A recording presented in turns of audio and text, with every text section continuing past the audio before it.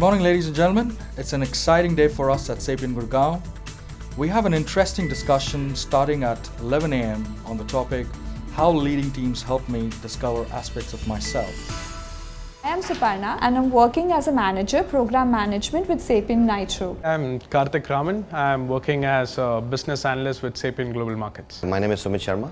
I'm a vice president with Sapient. I've been with Sapient for 17 years now. I'm Manika Avasthi and I'm a director in people success. I'm Anand Bhaskar. I'm the people success lead for Sapient in India. I'm Rajdeep Endo. I'm the managing director of Sapient India. So the story of TalentNext started last year. We wanted India to be a source of talent, creative, leadership and technical. We wanted this to be a great place, a place where people build careers. So in terms of HR, our priority last year was really a shift in leadership mindset. And that's when we decided we need to take this beyond. How do we really reach the masses? And we said, let's flip the entire thing around, right? Which is really, we're going to democratize learning, for our people. We are not going to make choices for them.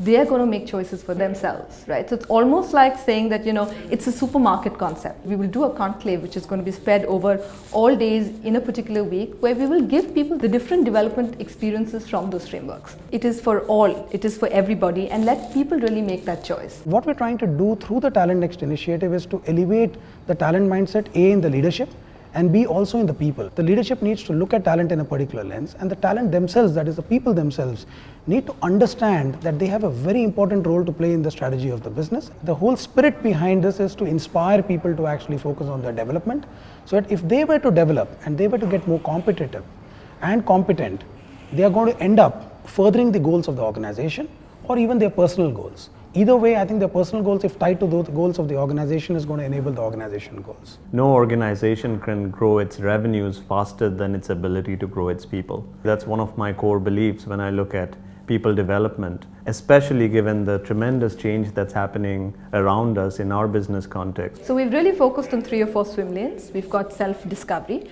which is really about self-awareness. So helping people understand their strengths, their development areas, their insights. So I've registered myself for a session in self-discovery. Through that session, I'll be able to better understand what I am capable of and also understand how others perceive me, how others see the work that I do, and that I think will help me explore myself. Look at your scores and we'll debrief on those 5 different conflict resolution styles.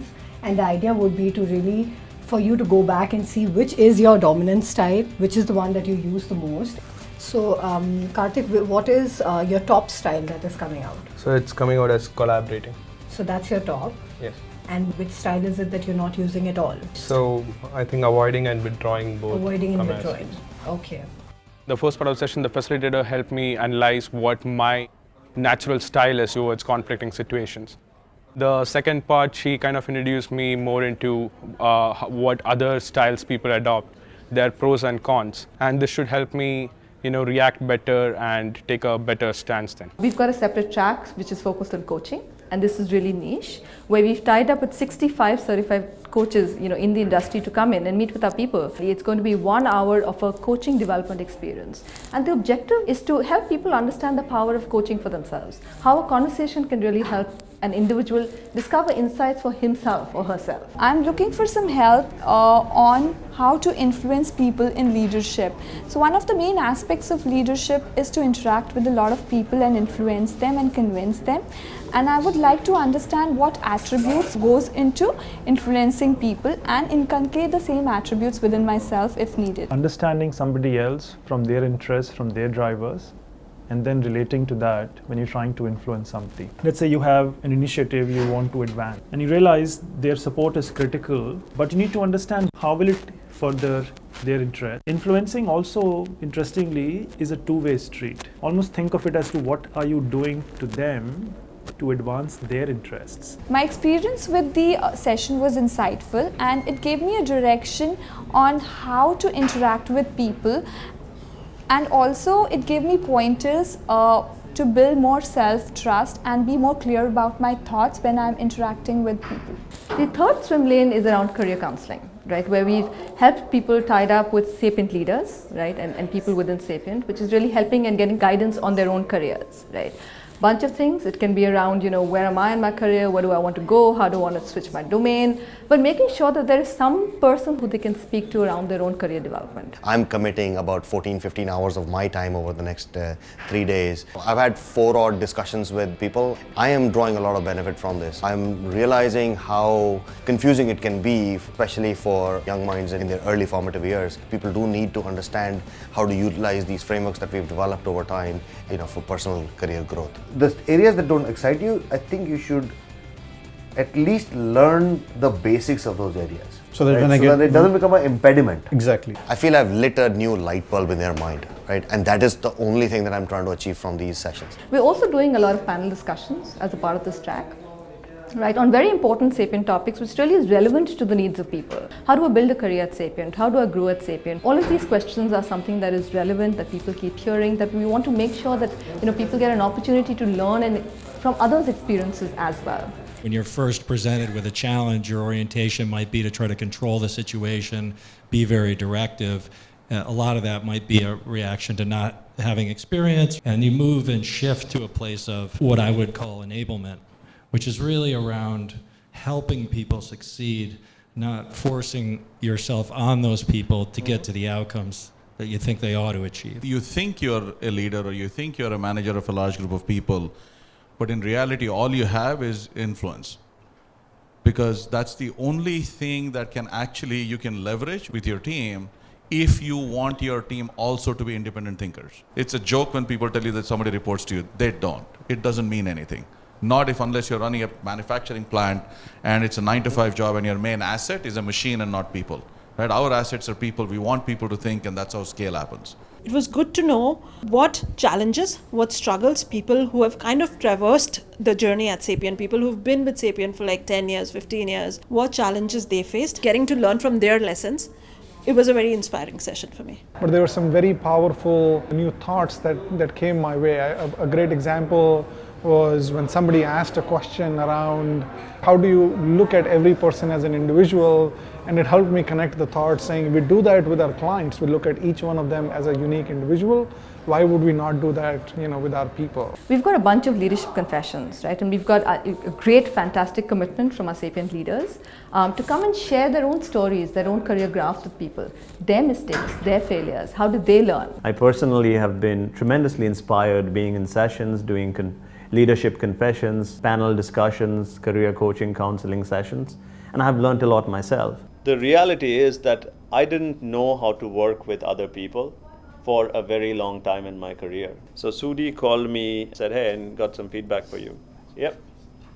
He said, I don't think you're a good project manager. I thought this guy was mad. Then I thought, this can't be true. Then I thought, this is a complete bullshit place. I'm going to get out of here as soon as possible. I was just not willing to accept a growth area that was glaringly obvious to other people that I was just not seeing. No one of us is smarter than all of us.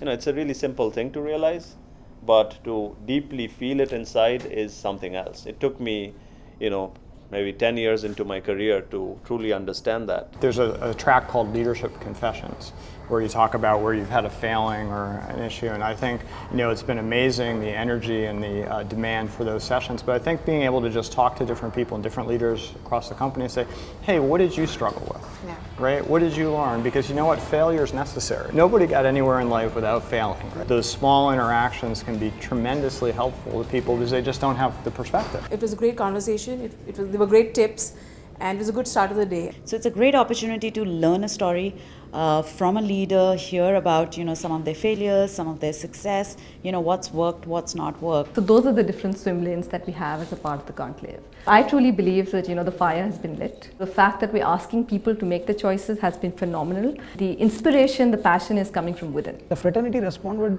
so positively to this entire initiative, and the fact is that we have more than 100 partners who are coming from the fraternity and volunteering time to actually support this initiative, I think has been tremendously humbling. Talent Conclave is really game changing. You think about the classical way that people have been developed, and it's very, classroom training, there's a plan, there's a checklist about a role. Inverting it where you're actually creating a marketplace where people can direct their career development, direct their learnings, look at self-introspection, I think is a complete change in paradigm shift. We like to think that talent is central to the success of the brand in India, and hence we are looking at a very strategic long-term development of it. So that's our investment in our own people. I want to take the learnings from here and take them to the rest of APAC. Fantastic. Really excited about what I think this is going to mean for us going forward. It's been so successful, it's so large. Each person is the hero in this entire conversation. Very excited about this. I'm really enjoying it, a lot of learning, a lot of information. It gives me an opportunity to unleash my potential. It makes people a lot more engaged. Everyone's starting to look forward to a great career with Sapient. Great energy, great buzz. Everywhere we go, people are asking for more. I couldn't have expected anything better.